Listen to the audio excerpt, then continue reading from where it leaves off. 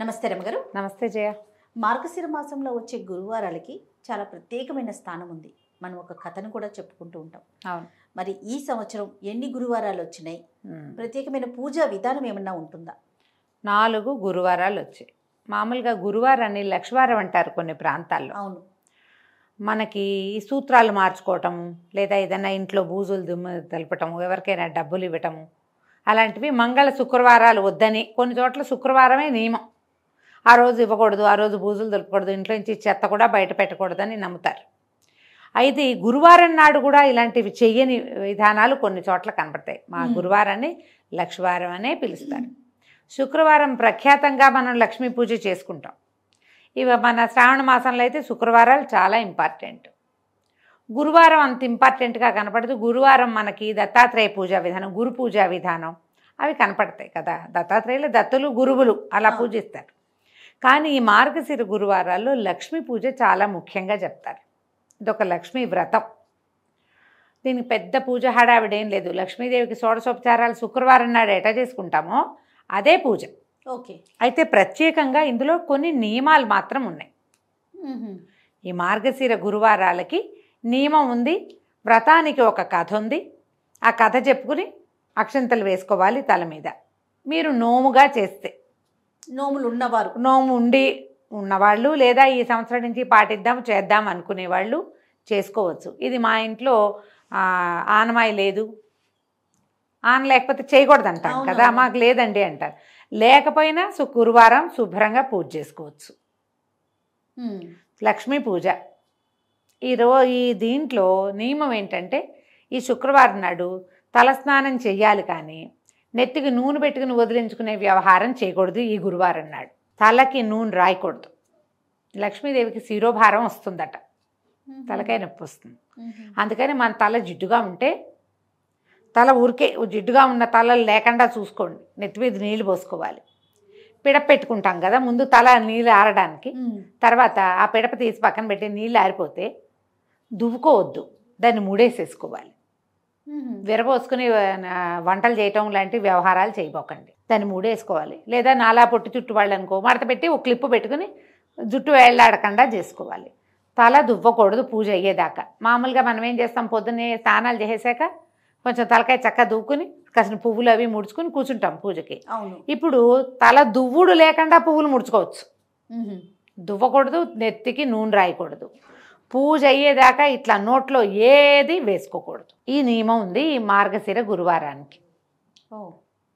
మనం పూజ చేసుకుంటే ఎవరికైనా ఈ కథ చెప్పాలన్న నియమం కూడా ఉంది. మా ఫ్రెండ్ భావనే ఉంటుంది కదా, గురువారం కథ చెప్తాను అంటుంది. ఎవరో ఒకళ్ళు ఊగొట్టాలి అవతల వాళ్ళు. వాళ్ళు ఒకళ్ళే ఉన్నారనుకో, ఇంట్లో ఎవరు లేరు, ఎవరికైనా ఫోన్ చేసి కథ చెప్తాను ఊగొట్టు అని కొట్టించాలి. ఆ కథ చెప్పాలి ఒకరికైనా. మీకు ఎంత అదృష్టం రమ్మగారు, కొన్ని లక్షల మందికి చెప్తా ఉన్నారు. చెప్తాను కదా నేను, నిజం రమ్మగారు, ఏటా చెప్తున్నాను నేను. గురువారం నాడు ప్లే అయ్యిందంటే ఇంకా అదృష్టం. ఊరికి ముందు వినేస్తే కాదు, ఆ రోజు వింటే ఈ కథ నేను చెప్పే కథ మీరు హాయిగా విని అక్షింతలు వేసుకోండి, హ్యాపీగా సరిపోతుంది. ఇంకేం లేదు, కథే చెప్తాం. అలాగే రమ్మగారు. మీరు పొద్దున్నే ఏం చేయటం, తలస్నానం చేసేసి ఏమీ నోట్లో వేసుకోకుండా, ఇల్లు అవి శుభ్రాలు ముందే చేసుకుని తలస్నానం చేస్తాం కదా, ఇల్లు శుభ్రం చేసుకుని లక్ష్మీదేవికి మీకు ఆల్రెడీ ఇంట్లో ఉన్న విగ్రహమే స్వరూపమే ఉంచుకోవచ్చు, ఏం పర్వాలేదు. ఆవిడకి పూజ చేసుకోండి. షోడశోపచారాలంటే ఏముంది, ఆవాహనము స్థాపనము చేశాక నవరత్న గచ్చ సింహాసనం, అర్ఘ్యం పాద్యం ఆచమనీయం, స్నానం, ఆభరణం, వస్త్రం, పుష్పాలు, గంధము వరుసగా సమర్పిస్తామా. అయిన తర్వాత లక్ష్మీ అష్టోత్తరం చదువుకోండి. లక్షణంగా ఏం పెద్దది శాస్త్రమే చదవాలన్న నియమం లేదమ్మా. మీకు అందరికీ ప్రకృతి అయిన మహా, ఓం వికృతి అయిన మహా ఉన్నాయి కదా నామాలు, 108 చిట్టుకుని అయిపోతాయి. ఏ స్తోత్రనీతి ఇలాంటి యాప్లోనూ చక్కగా లక్ష్మీ అష్టోత్తరం అని కొట్టారంటే వచ్చేస్తుంది, ఎక్కువ సమయం పట్టదు. 108 పువ్వులుంటే చక్కగా పువ్వులు సమర్పించి అర్చన చేసుకోండి ఒకటి. లేదా 108 పువ్వులు లేవు, కాసినే ఉన్నాయి పువ్వులు, ఓ చిటికెడు కుంకుమ పట్టుకోండి. నా వేళ్ళు చూడండి ఏం చేస్తున్నానో పట్టుకోండి. ఆ పట్టుకుని ఈ పుస్తకం చూసుకుని అది చదువుకోండి. అయిపోయాక ఈ కుంకుమ సమర్పించి దండం పెట్టుకోండి. స్తోత్రం అయ్యాక ధూపం, దీపం, నైవేద్యానికి మనం వ్రతంగా చేసేటట్టయితే నియమం ఉంది. వారానికి ఒక్కొక్కటి చొప్పున చేసుకోవాలి.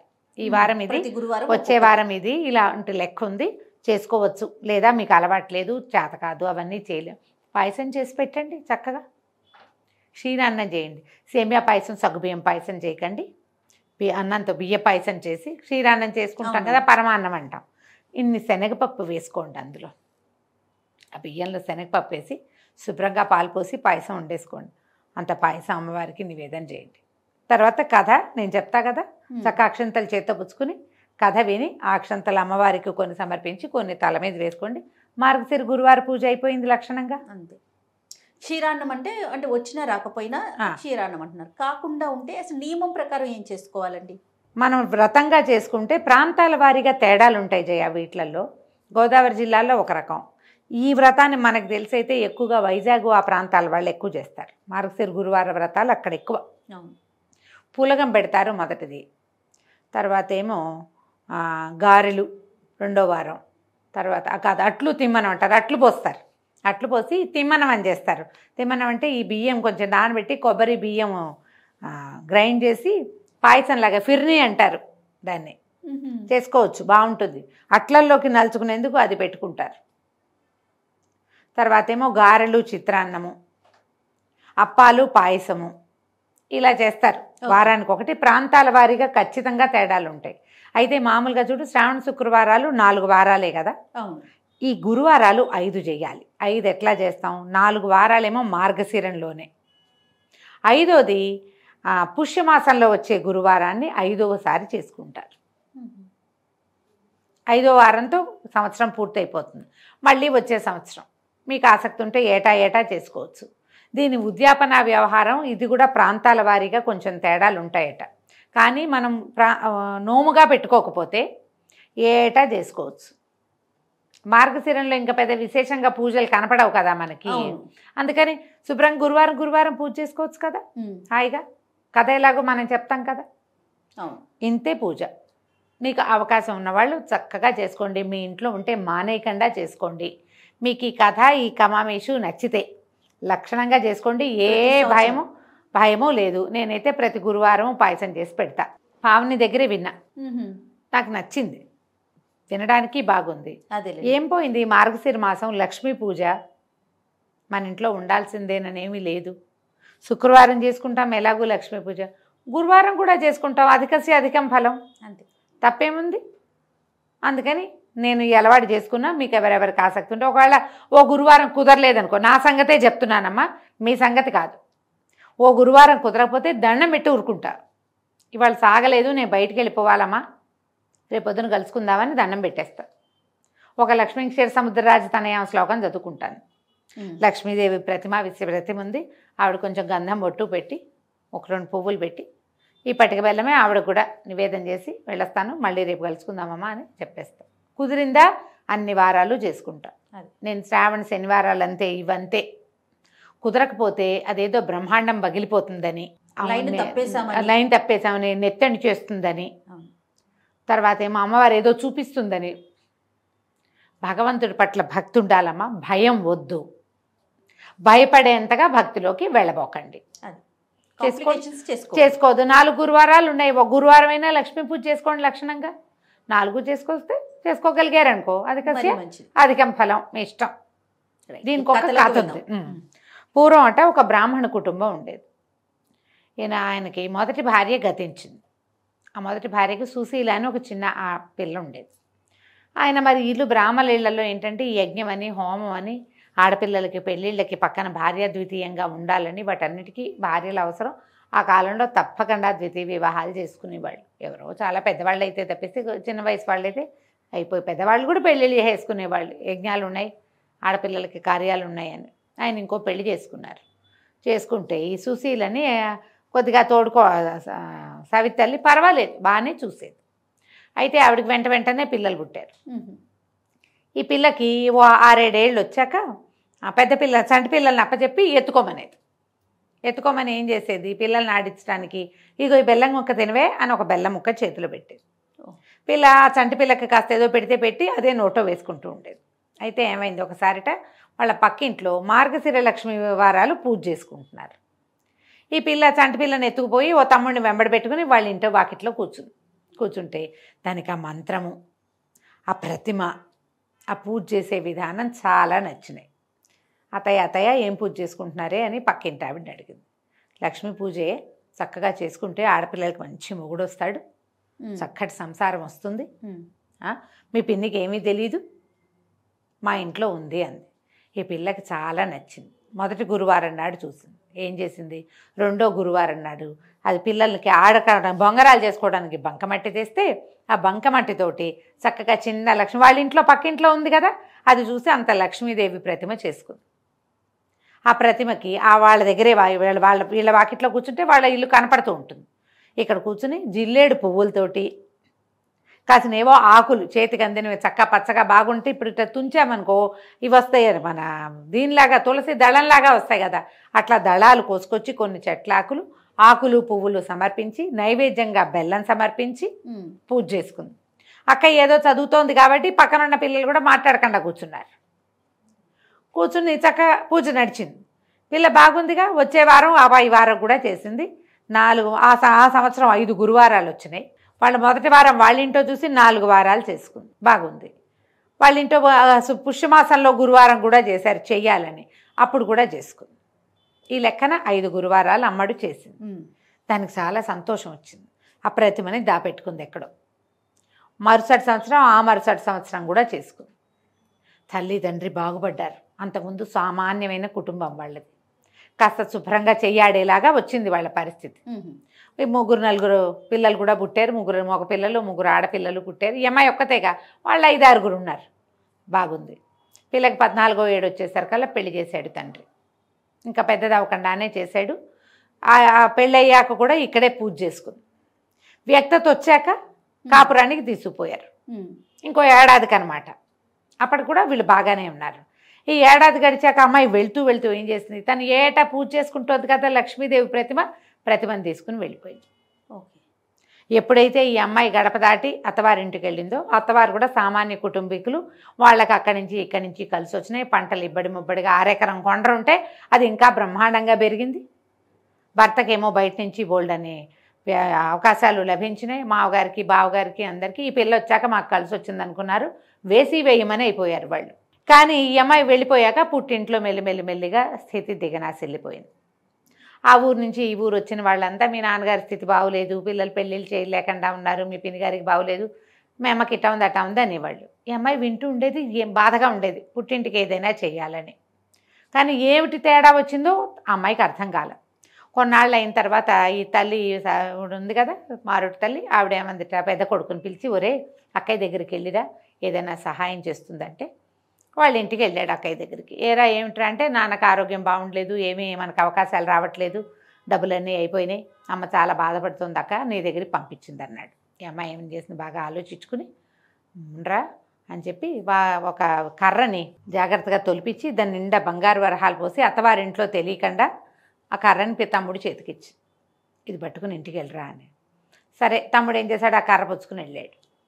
మధ్యదారిలో ఎక్కడో మంచినీళ్ళు తాగుదామని చెరువు గట్టన కర్ర పెట్టి మంచినీళ్ళు తాగని పోయాడు. నీళ్లు తాగి పైకి వచ్చేసరికల్లా కర్ర లేదు. అందులో వరహాలు ఉన్నాయని తెలియదు పిల్లవాడికి. ఆ పోనీలే అక్క ఊరికే అడవిలో సహాయానికి కర్ర ఇచ్చింది అనుకున్నాడు, కానీ అంతకంటే ఏమీ అడుకోలే. ఇంటికి వెళ్ళిపోయాడు. అక్క ఏమి ఇచ్చిందంటే, ఏదో కర్ర ఇచ్చిందమ్మా, ఆ కర్ర అక్కడే ఎక్కడో పోయిందంటే, అయ్యో ఏమీ లాభం లేకపోయిందే పిల్లల దగ్గరికి పంపించినా అని ఊరుకుంది. కొన్నాళ్ళు పైగా మళ్ళీ అక్కయ్య దగ్గరికి వెళ్ళరా అని కొడుకుని పంపింది.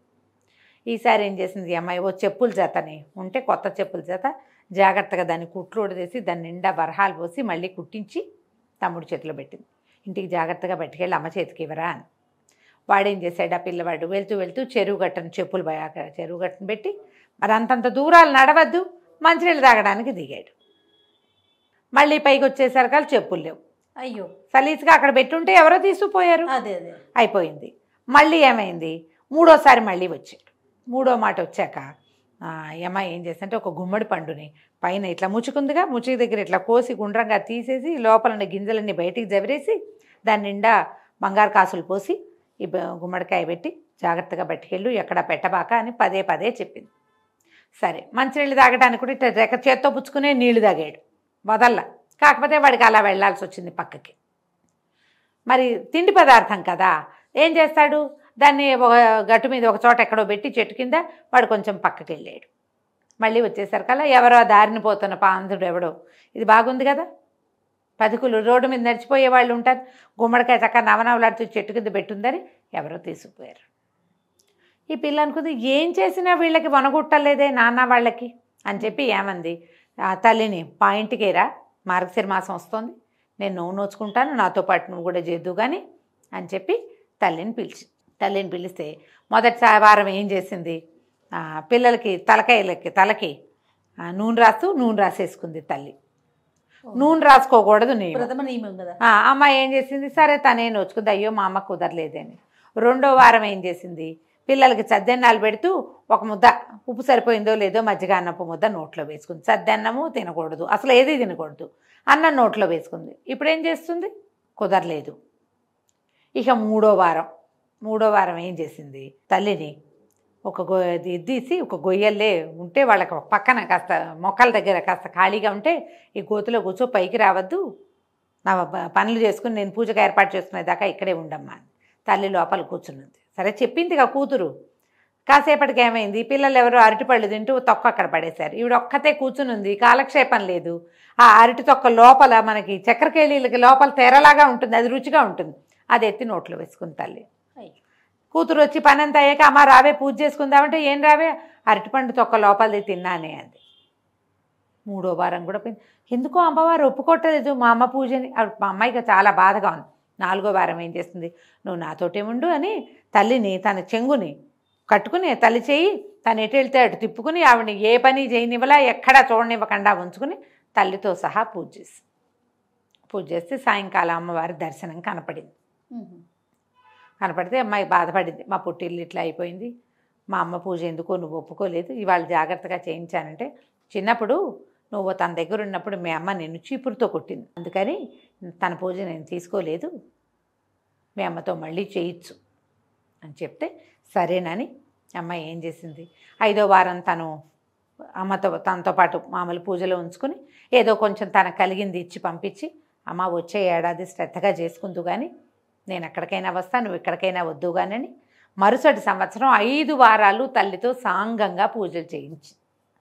దీని నియమం ఉంది కదా, నెత్తికి నూనె రాసుకోకూడదు, తలకాయ దూకోకూడదు పూజకి, ఇది నియమం పెట్టుకోవాలి. తర్వాత ఏమో ఏమీ తినకూడదు. ఈ నియమం ఉంచుకొని వాళ్ళ ప్రాంతపు ఆచారం ప్రకారం చిన్నప్పుడైతే బెల్లం ముక్కే నివేదన పెట్టింది. ఇప్పుడు చక్కగా వారం ఒకరోజు పులగము, ఓసారి అట్లు తిమ్మనము, ఓసారి గారెలు పాయసము, గారెలు చిత్రాన్నము, పాయసము అప్పాలు ఇట్లా చేసి పెట్టి 5 వారాలు పూజ చేయించుకుని తర్వాత వాళ్ళకి సిరెక్కింది, వీళ్ళకి అమ్మాయికి సంతానం కలిగారు, అమ్మకి కూడా కుమారులకి కుమార్తెలకి వివాహాలు అయ్యి వాళ్ళ పరిస్థితులు కూడా బాగుపడ్డాయి. లక్ష్మీ పూజని శ్రద్ధగా చేయాలి, ఆమెకి శుభ్రత కావాలి, ఆమె మీదే తదేక దృష్టి ఉండాలి. ఈ 2 దీంతోపాటు ఇంట్లో పోట్లాట గొడవ ఇలాంటివి ఉండకూడదు. మీరు ఎంత శాంతంగా ఉంటే ప్రశాంతంగా ఉండటం వల్లే సంపదలు వస్తాయి. మీరు హైరాణ పడ్డ కొందికి లక్ష్మీదేవికి నచ్చదు, తొందరపాటు పనులు పనికిరావు ఆమె దగ్గర. మీ అవకాశాన్ని బట్టి ఈ పూజ చేసుకోవటం, తర్వాత ఈ కథ చెప్పుకుని కథకి ఏం చేయాలంటే అక్షతలు పట్టుకుని కథ విని కథ చెప్పుకుని, లేకపోతే ఆ అక్షతలను కొన్ని అమ్మవారికి సమర్పించి కొన్ని మన తల మీద వేసుకోవాలి. ఇంట్లో పిల్లలుంటే అందరి తలల మీద వేయండి. పూజ చేసుకునే వాళ్ళు మాత్రం ఏమీ తినకుండా పూజ చేసుకోవాలి. అందుకని మిట్ట మధ్యాహ్నం 12 దాకా ఆగకుండా పొద్దున్నే పెందరాళ్ళే పూజ అది చేసుకుంటే ఆకలికి పేగులు ఉండచుట్టుకుపోతాయి, ఒక్కొక్కసారి ఆకలి వేస్తుంది, మరి పూజ ఏం సాగుతుంది. అందుకని పెందరాళ్ళే పూజ చేసేసుకుంటే సరిపోతుంది. ఈ మార్గశిర గురువారాలు లక్ష్మీ పూజకి అనువైనవి కాబట్టి కథ చెప్పుకున్నా చెప్పుకోపోయినా, నైవేద్యం ప్రత్యేకంగా చేసినా చేయకపోయినా, శుక్రవారం చేసుకునే పూజని గురువారం నాడు కూడా చేసుకోండి. అంతే. దీనివల్ల లక్ష్మీ ప్రసన్నత కలుగుతుందని బోలెడన్ని వ్రతాల్లో చెప్పబడింది. మనకు అవకాశం ఉంది కాబట్టి ఎన్ని వారాలు కుదిరితే అన్ని వారాలు చేసుకుందాం. సంతోషం. నమస్తే. నమస్తే చెయ్యి.